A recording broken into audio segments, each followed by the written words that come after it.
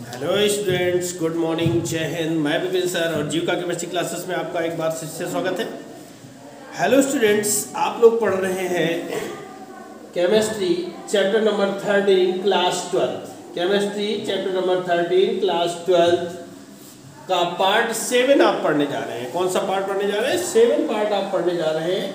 इससे पहले आपके पास 6 पार्ट आ चुके हैं और 6वें पार्ट में आपको चैप्टर नंबर 13 से संबंधित रिलेटेड जो है आपको शॉर्ट आंसर बताए गए थे, जिसमें 4 क्वेश्चन मैंने आपको करवा दिया था। आज हम लोग चलने वाले क्वेश्चन नंबर 5 पर, ठीक है ना। क्वेश्चन नंबर 5 पर चलने वाले हैं। 4 क्वेश्चन हमारे हो चुके थे। क्वेश्चन नंबर 5 है हमारा, क्लोरोएथेन से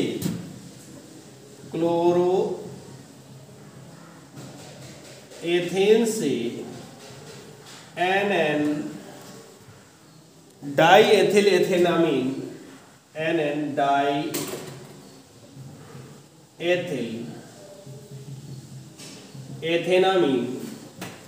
बनाने का रासायनिक समीकरण लिखिए। बनाने का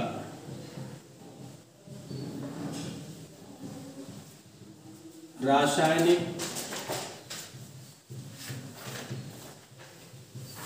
समीकरण लिखिए, ठीक है ना। क्लोरोएथेन से NN डाईएथिल एथेनामीन बनाने का रासायनिक समीकरण लिखना है। तो क्लोरोएथेन मतलब कि C2H5Cl प्लस डाईएथिल एमीन ले लेते हैं, यानी कि C2H5NH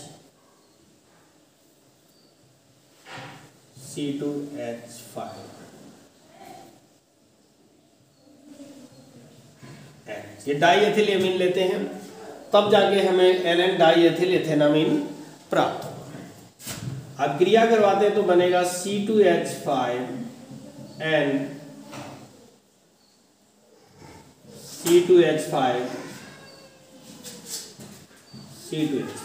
प्लस H और Cl मिलकर HCl।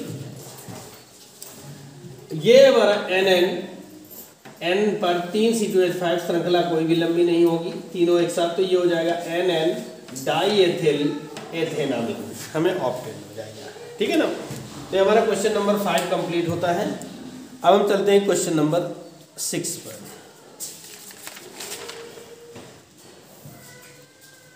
बेंजिल क्लोराइड से क्वेश्चन नंबर 6 हमारा क्या कह रहा है?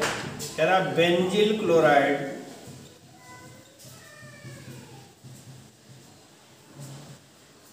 क्लोराइड से NN dimethyl phenyl methanamine NN dimethyl phenyl methanamine NN dimethyl phenyl methanamine बनाना है। मेथेनामीन निर्माण का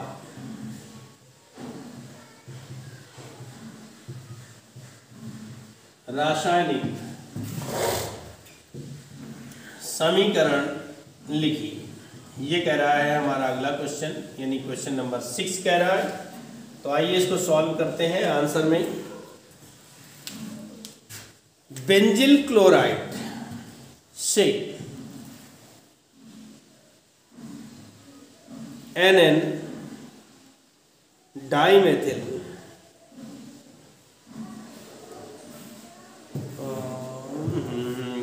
सॉरी, क्वेश्चन थोड़ा गड़बड़ हुआ। बेंजिल एमीन से NN डाईमेथिल फेनिल मेथेनामीन, ठीक है ना। तो C6H5CH2 NH2 plus die alkyl halide ले लेते हैं, जैसे कि 2CH3I, ठीक है ना। एरोमार बनेगा C6H5CH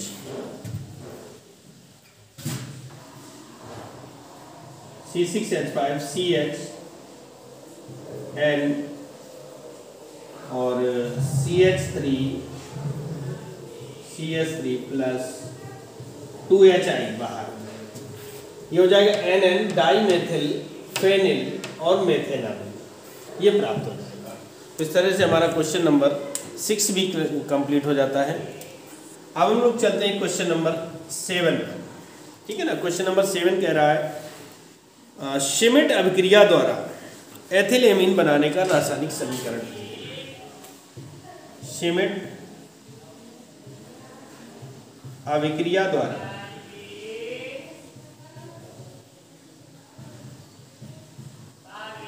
एथिलेमीन बनाने का रासायनिक समीकरण लिखिए। तथा एथिलेमीन को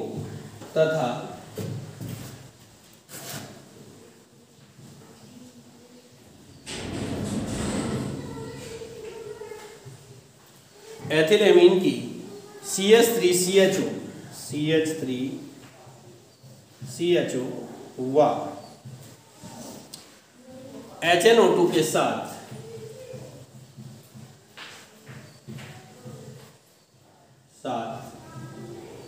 होने वाली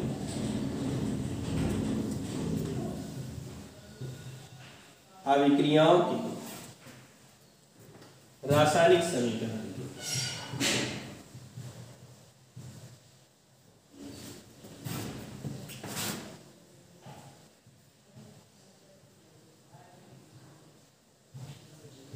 ये क्वेश्चन हमारा क्या है, क्वेश्चन नंबर 7।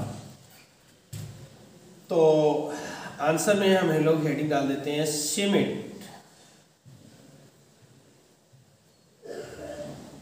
अभिक्रिया द्वारा एथिलेमीन का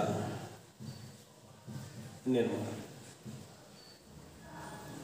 श्मिट अभिक्रिया द्वारा एथिलेमीन का निर्माण। तो इसमें डेफिनेशन लिखते हैं कि क्या करते हैं ये श्मिट अभिक्रिया से, शॉर्ट नोट में भी ये अभिक्रिया आपको पढ़ाई जा चुकी है। इससे हमें एथिलेमीन बनाना है, ठीक है ना। तो क्या लिख सकते हैं कि प्रोपेनोइक एसिड को हाइड्रोजोइक अम्ल के साथ, प्रोपेनोइक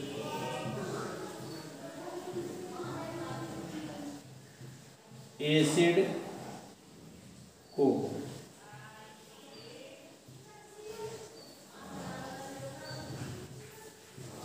हाइड्रोजोइक अम्ल के साथ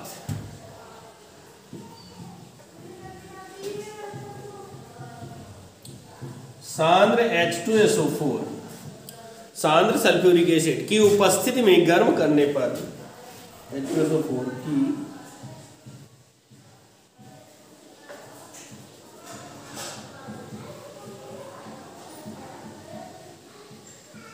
गर्म करने पर एथिलेमीन प्राप्त होता है।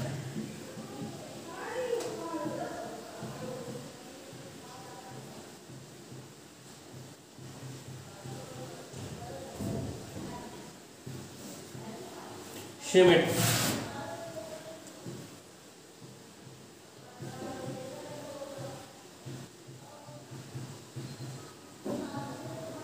अभिक्रिया कहलाता है।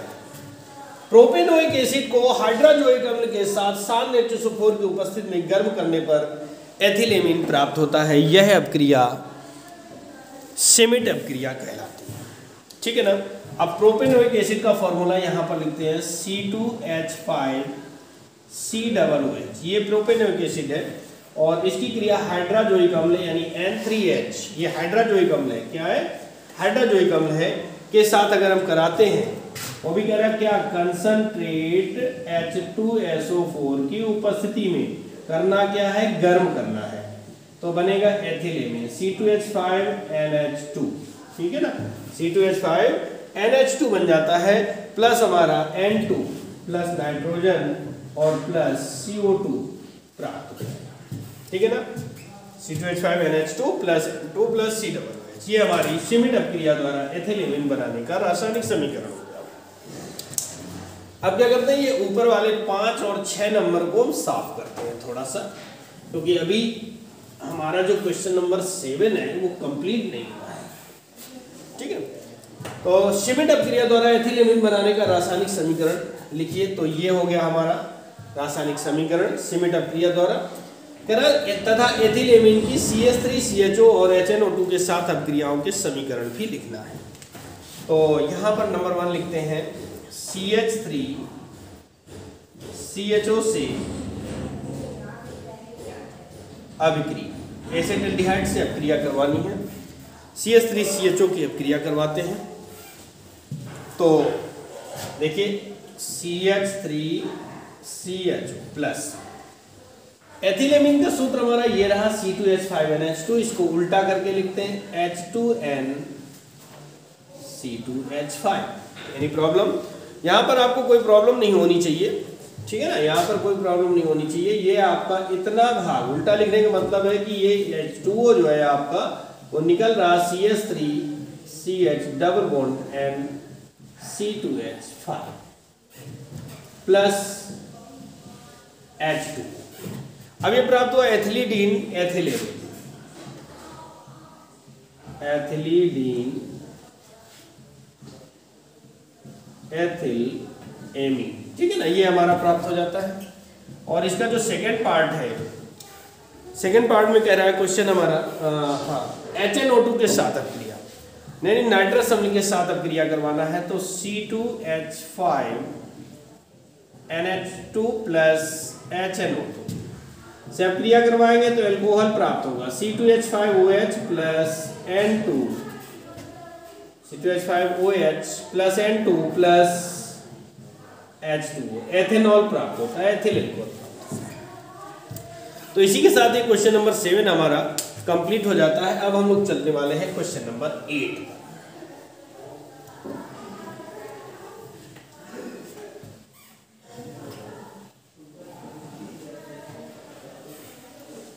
आशा करता हूं कि आपको केमिस्ट्री समझ में आ रही होगी, और अगर केमिस्ट्री समझ में आ रही है तो भैया एक लाइक, एक कमेंट और शेयर करना ना भूलें, जिससे कि आप भी फायदा उठाएं और अपने दोस्तों को भी इसका फायदा दें, ठीक है ना। आइए हम लोग चलते हैं क्वेश्चन नंबर 8 पर। हमारा क्या कह रहा है, कह रहा हाफ मैन ब्रोमेमाइड अपक्रिया द्वारा एनिलीन बनाने का, हाफ मैन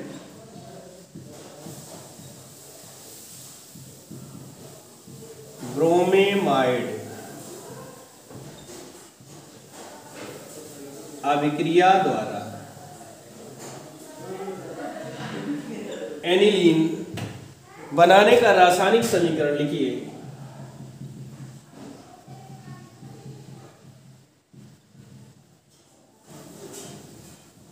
रासायनिक समीकरण लिखिए तथा एनिलीन की CH3COCl तथा एनिलीन की CH3COCl और CH2 के साथ होने वाली अभिक्रियाएं लिखी। ये हमारा प्रश्न है, क्वेश्चन नंबर 8, और इसका अब हम लोग आंसर चालू करने वाले हैं। तो पहले तो हम लोग हेडिंग डालते हैं हाफ मैन ब्रोमेमाइड अभिक्रिया द्वारा एनिलीन का निर्माण, ठीक है। हाफ मैन ब्रोमेमाइड अपक्रिया द्वारा एनिलीन का निर्माण करना है। तो देखिए कैसे होता है एनिलीन का निर्माण। बनाने का रासायनिक समीकरण लिखना है, डेफिनेशन से मतलब नहीं है, रासायनिक समीकरण लिखना है। तो हाफ मैन C6H5CONH2 यानी बेंजामाइड, ठीक है ना। क्या ये बेंजामाइड है कि ब्रोमीन प्लस कास्टिक क्षार के साथ, हाफ मैन ब्रोमेमाइड क्रिया में कह सकते हैं कि बेंजामाइड की क्रिया ब्रोमीन तथा KOH के साथ अभिक्रिया कराने पर C6H5NH2 ये हमारा एनिलीन हो जाता है। क्या हो गया भैया, एनिलीन। ये एनिलीन हमारा ऑक्टेंट हो जाता है। प्लस Br2 के साथ क्या होगा 2kBr, ठीक है ना, प्लस 2kBr और CO2 प्लस H2 है ना। अभी CO2 क्योंकि K भी बचा हुआ है तो K2CO3 प्लस H2, वो भी कितने 4 हाइड्रोजन, 2 6 5 11 5 2 7 और 4, ये प्राप्त होता है। ये हमारा हो गया हाफ मैन ब्रोमेमाइड क्रिया द्वारा एनिलीन का निर्माण। अब इसी में उसने जोड़ रखा है, कह रहा CH3COCl से क्रिया करवानी है, CH3COCl से क्रिया कराना है। अब जब इसकी हम क्रिया करवाते हैं तो पता क्या होता है कि C6H5NH2 और प्लस CH3COCl, ये अब क्रिया करवाएंगे।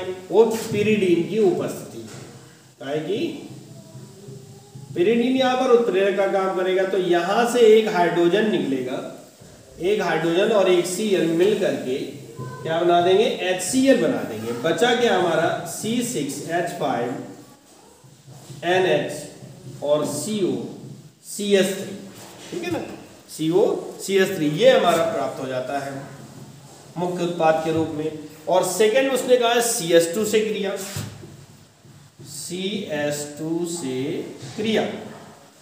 तो अगर हम इसकी क्रिया CH2 से कराते हैं C6H5NH2 प्लस, अब CH2 का जो अगर हम बॉन्ड स्ट्रक्चर लिखें तो ये होता है, तो इतना भाग भैया निकल जाएगा। क्या निकल गया, ठीक है। अब इसको बैलेंस, तो ये बनेगा C6H5 और C6H5, ठीक है।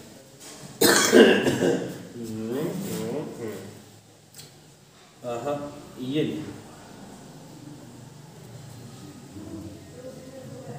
NH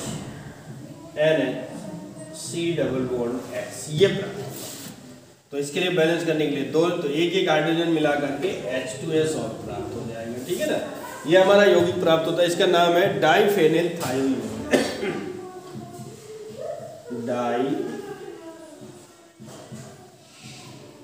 डाइफेनिल थायो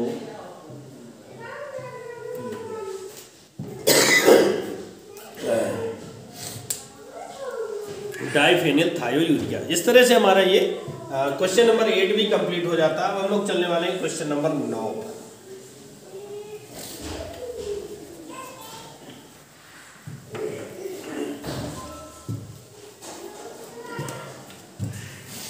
क्वेश्चन नंबर 9 है हमारा, कह रहा एनिलीन से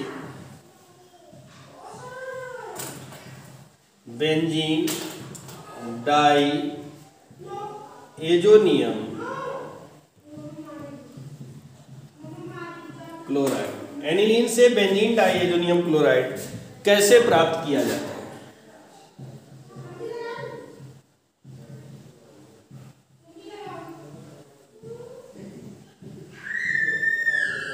कैसे प्राप्त किया जाता है, इसके समीकरण तथा दो उपयोग भी,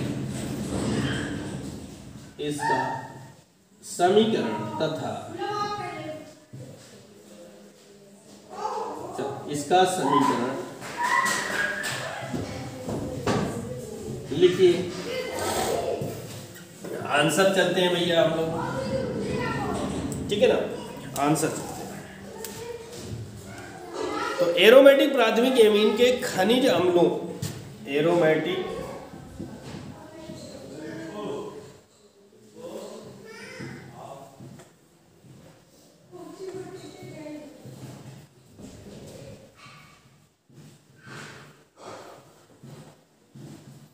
खनिज अम्लों जैसे कि HCl या H2SO4, ठीक है ना। एरोमेटिक प्राथमिक एमीन को खनिज अम्लों HCl या H2SO4 में बने हिम शीतलीय विलयन में बने हिम शीतलीय विलयन की क्रिया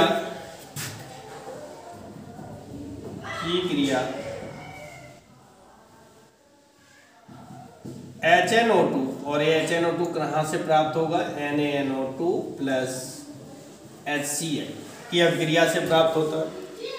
के साथ कराने पर, के साथ कराने पर डाइएजोनियम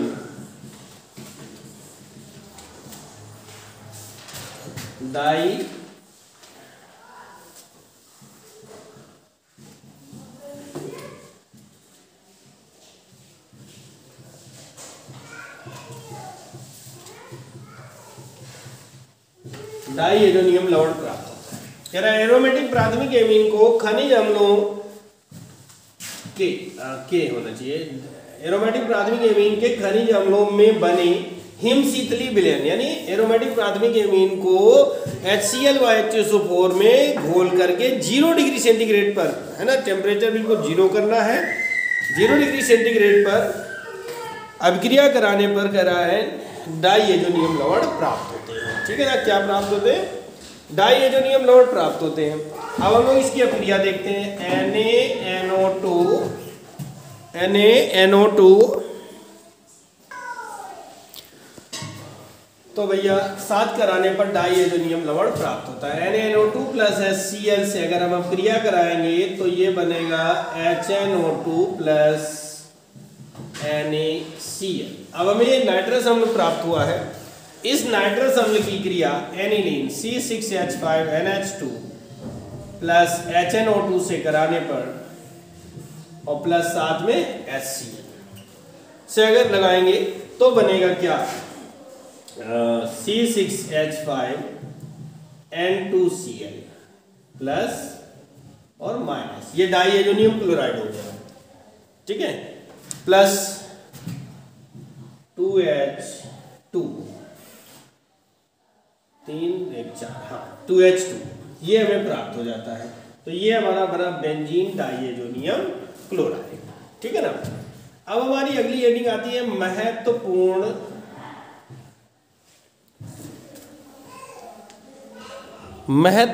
अभिक्रिया।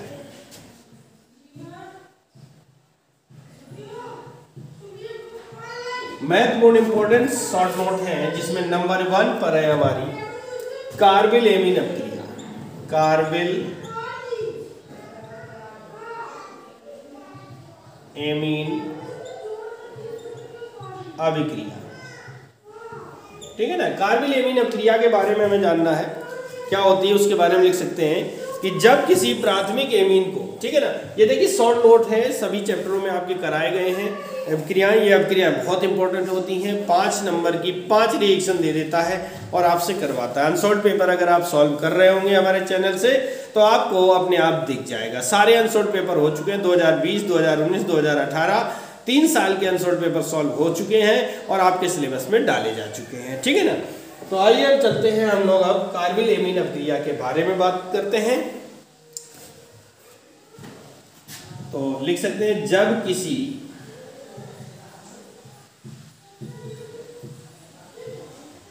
प्राथमिक एमीन को क्लोरोफॉर्म, जब किसी प्राथमिक एमीन को क्लोरोफॉर्म तथा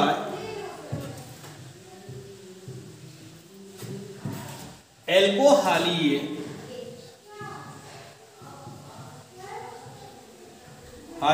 KOH विलयन, एल्कोहालीय KOH विलयन के साथ गर्म करते हैं तो, के साथ गर्म करते हैं तो, यानी किसी प्राथमिक एमीन को क्लोरोफॉर्म तथा एल्कोहालीय KOH सॉल्यूशन के साथ, KOH विलयन के साथ गर्म करते हैं तो तीव्र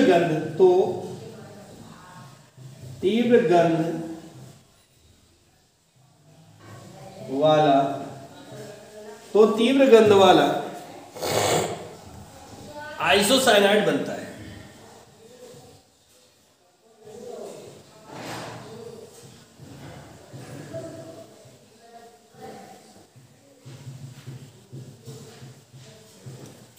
तीव्र गंध वाला यौगिक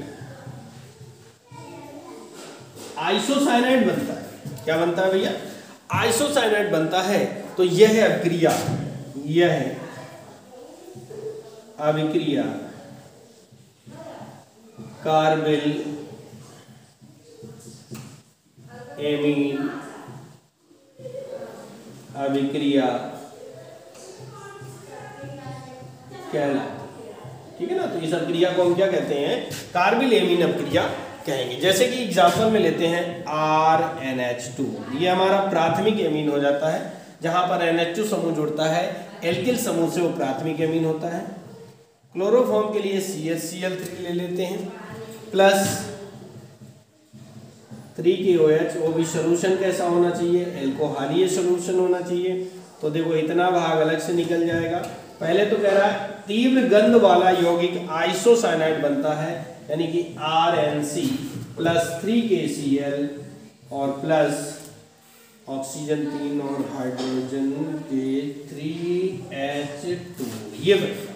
ये हमारा तीव्र गंध युक्त यौगिक आइसोसाइनाइड होता है। ठीक है ना। क्या बन गया भैया?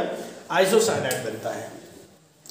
अब हम लोग चलते हैं, ये पहली अभिक्रिया आपको समझ में आ गई होगी, आपने नोट भी कर लिया होगा, है ना। और आशा करता हूँ कि वीडियो पसंद आ रहा होगा। तो भैया एक लाइक और एक शेयर जरूर बनता है। अब हम लोग चलते हैं इसकी नंबर 2। सेकेंड रिएक्शन है हमारी हाफमैन ब्रोमेमाइड अभिक्रिया। हाफमैन ब्रोमेमाइड अभिक्रिया। हाफमैन ब्रोमेमाइड अभिक्रिया के बारे में अध्ययन कर लेते हैं हम लोग। क्या है? तो जब किसी प्राथमिक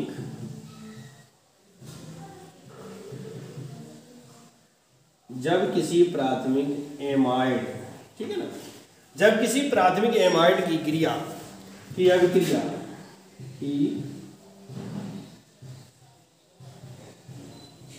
जब किसी प्राथमिक एमाइड की अभिक्रिया ब्रोमीन तथा KOH के साथ, ब्रोमीन तथा KOH के साथ, जब किसी प्राथमिक एमाइड की अभिक्रिया ब्रोमीन तथा KOH के साथ कराते हैं तो, KOH के साथ कराते हैं तो, यानी जब किसी प्राथमिक एमाइड की अभिक्रिया ब्रोमीन तथा KOH के साथ कराते हैं तो प्राथमिक एमीन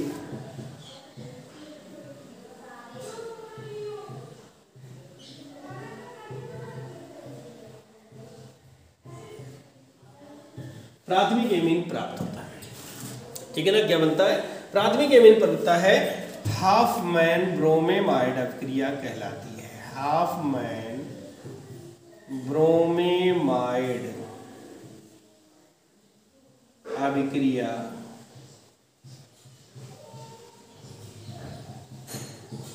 कहलाती है ना। क्या कहलाएगी? हाफमैन ब्रोमेमाइड अभिक्रिया। अब जब किसी प्राथमिक एमाइड को, अब जैसे कि मान लो यहां पर हम लेके चलते हैं RCONH2, ये प्राथमिक एमाइड है, कोई एक कंपलसरी नहीं है, किसी के लिए प्राथमिक एमाइड है की क्रिया ब्रोमीन के लिए क्या हो जाएगा? Br2 हो जाएगा। और KOH के लिए हमें लेना होगा 4KOH। ठीक है ना।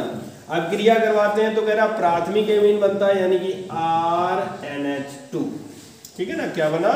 RNH2 बना, प्लस Br2 के लिए 2KBr हो जाएगा और प्लस K2CO3 हो जाएगा और प्लस CO2 आपका ऑक्टेट हो जाएगा। ठीक है ना। ये आपका K2CO3 है, potassium carbonate, K2CO3 2KBr H2O और प्राथमिक एमीन प्राप्त होता है। इस रिएक्शन को या इस अभिक्रिया को हम हाफमैन ब्रोमेमाइड अभिक्रिया कहते हैं। ठीक है ना। इसी के साथ हाँ, आपका जो चैप्टर है भैया 13 चैप्टर जो है द एंड हो जाता है। ये चैप्टर आपका फिनिश होता है। इसके अगले टॉपिक पर आपको मिलेगा चैप्टर नंबर 14 बायोमोलिक्यूल्स। ठीक है ना। चैप्टर नंबर 14 मिलेगा, बायोमोलिक्यूल्स मिलेगा। और तब तक के लिए नमस्कार, जय हिंद, जय भारत। वीडियो पसंद आए तो लाइक करें, शेयर करें और चैनल में नए हैं चैनल को सब्सक्राइब करके बेल आइकन को प्रेस करें, जिससे कि आपके पास सारे नोटिफिकेशन आप तक बड़ी आसानी से पहुंच सके। और हिंदी मीडियम के साथ साथ इंग्लिश मीडियम का भी अनसॉल्ड चालू हो गया है। हिंदी मीडियम के अनसॉल्ड डाले जा चुके हैं। भैया अगर बोर्ड अच्छी एग्जाम लेना है, अच्छे नंबर लेने हैं, तो आपको पढ़ाई तो करनी पड़ेगी, पढ़ना तो पड़ेगा ही, और साथ में अनसॉल्ड भी सॉल्व करेंगे तो ही अच्छे मार्क्स आने वाले हैं, अन्यथा नहीं। ठीक है ना? हाँ, चलिए, और इस तरह से आपका ये टॉपिक समाप्त होता है। तब तक के लिए नमस्कार, जय हिंद।